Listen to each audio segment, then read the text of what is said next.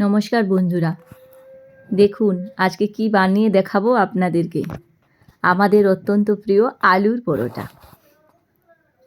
নিয়েছি 2.5 কাপ মতো ময়দা, বড় মেজারিং কাপে দিয়ে দিচ্ছি নুন আর চিনি পরিমাণ মতো।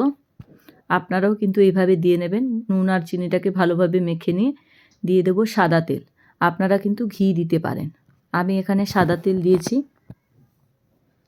এই ঘি বা সাদা তেলকে ভালোভাবে মাখিয়ে নিতে হবে। ঠিক এইভাবে মাখিয়ে নেব আমি। এই যে ময়াম কিন্তু ভীষণ ইম্পর্ট্যান্ট কোনো পরোটা বা রুটি বানানোর ক্ষেত্রে।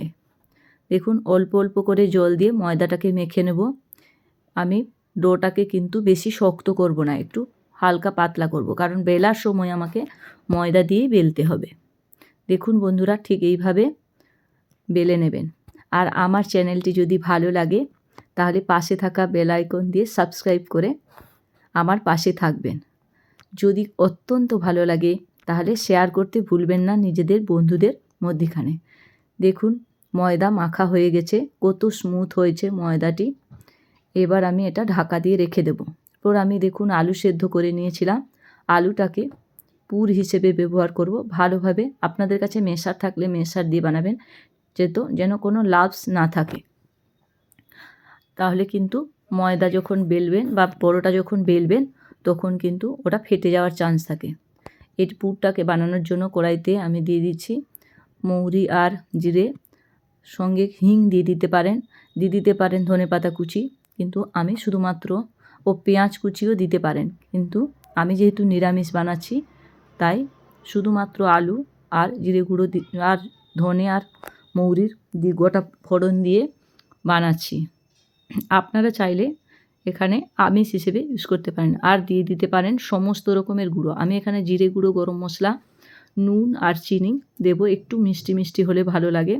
ময়দাতেও চিনি দিয়েছি, একটু পরোটা একটু মিষ্টি মিষ্টি হলে ভালো লাগে। দেখুন দিয়ে দিচ্ছি গরম মশলা আর লঙ্কা গুঁড়ো আর জিরে গুঁড়ো। আপনারা কিন্তু ধনে গুঁড়োও দিতে পারেন। পুর আমার বানানো হয়ে গেছে। দেখুন পুর কড়াই থেকে তেল ছেড়ে এলে জানবেন পুর হয়ে গেছে। এবার পুরটাকে তুলে রেখে দেব। এরপর আমি বানিয়ে নেব ময়দার যে ডো বানিয়ে রেখেছিলাম, ওই ডো থেকে লেচি কেটে নেব। লেচিগুলোর মধ্যে পুর ঢুকিয়ে কীভাবে বানাতে হয় একটু দেখে নিন বন্ধুরা। ঠিক এইভাবে গর্ত করে নেবেন। গর্ত করে নিয়ে এর মধ্যে পুরটা দিয়ে দেবেন। পুরটা দেওয়া হয়ে গেলে একটুখানি হাতে জল নিয়ে ওই জায়গাটা বন্ধ করে কিছুক্ষণের জন্য যদি রেখে দেন তাহলে দেখবেন ঢাকাটা কিন্তু খুলবে না।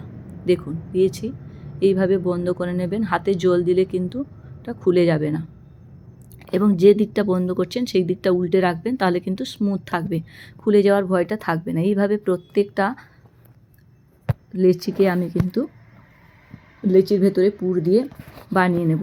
এরপর হালকা হাতে বেলে নিয়ে পরোটা ভাজতে শুরু করব, সেটাও দেখিয়ে দিচ্ছি। বন্ধুরা সবাইকে অনেক অনেক ভালো থাকার আবেদন নিয়ে আমি আমার চ্যানেলটিকে বাড়াতে চাই। যদি আমার পাশে থাকতে চান তাহলে অবশ্যই বেল আইকন টিপে সাবস্ক্রাইব করে দেবেন। দেখুন প্রত্যেকটা লেচি আমি পুর দিয়ে বানিয়ে নিয়েছি। একটু বড় বড় হয়েছে তাই লেচিটা একটু ছোট করবেন। দেখুন ময়দা দিয়ে এইভাবে বেলে নেবেন, হালকা হালকাভাবে বেলে নেবেন যাতে ফেটে না যায়। দেখুন বেলা হয়ে গেছে, একটা আমার বেলা হয়ে গেল। এটাকে আমি বানিয়ে দেখাবো। একটু পাতলা করে বেলবেন, কারণ যখন আপনি দিতে যাবেন তখন কিন্তু জিনিসটা হয়ে যাবে, কারণ পুরোটাই ময়দা দেওয়া আছে। আলু দেখুন কোথাও কিছু বেরোয়নি। এরপর আমি দিয়ে দেবো। আপনারা ফ্রাই প্যানে বা তাওয়াতে যে কোনো জায়গায় ভাজতে পারেন। এরপর আঁচটাকে একটু হাই ফ্লেমে রেখে ঠিক এইভাবে চেপে চেপে ভেজে নেব। দেখবেন তেল দেওয়ার পরে কত সুন্দর ফুলে উঠছে। এই দেখুন ফুলতে শুরু করে যাচ্ছে।